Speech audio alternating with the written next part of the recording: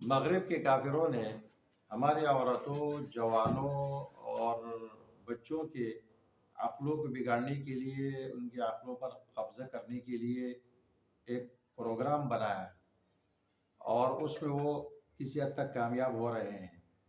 وہ یہ کہ ہماری عورتوں کے عقلوں کو، اخلاق کو بگاڑنے کے لیے انہوں نے ڈرامے بنائے۔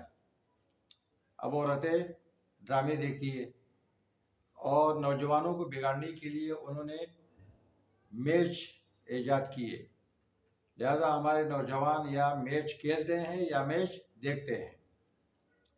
اور بچوں کو بگاڑنے کے لیے اور بچوں کے عقلوں پر قبضہ کرنے کے لیے، اور اپنے گھروں میں اور ماں کی گود میں ہونے کے باوجود ان کو اغوا کرنے کے لیے، عقلی اور فکری لحاظ سے ان کو اغوا کرنے کے لیے انہوں نے گیمز ایجاد کیے، اور مختلف مخربی اخلاق، کھیل کود انہوں نے ایجاد کیے۔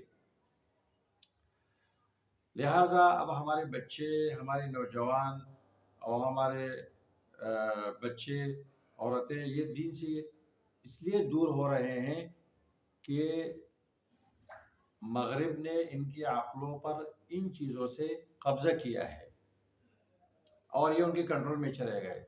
اب ہمارا اور آپ کا فرض کیا بنتا ہے؟ اس کا حل کیا ہے؟ وہ حل یہ ہے کہ عورتوں کو امور خانہ داری میں مصروف کیا جائے، اور تربیت کی طریقے ان کو سکھایا جائے، اور اللہ کی دین سے ان کو جوڑا جائے، اور گھر میں دینی ماحول پیدا کیا جائے۔ نوجوانوں کو تعلیم، دینی اور دنیاوی اعلیٰ تعلیم اور بڑے اہداف سے جوڑا جائے، اور ان کی فکری تربیت کرے۔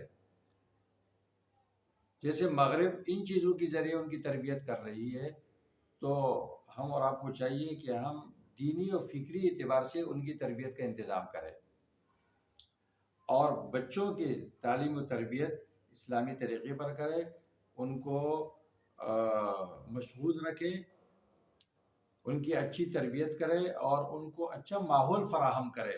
اچھا ماحول سب سے بہتر انتظام ہے، اور ماحول کے اندر بچے، دینی ماحول کے اندر ان کو پہنچانا اور دینی ماحول میں رکھنا، یہی اس کا حل ہے کہ وہ نیک بنیں گے۔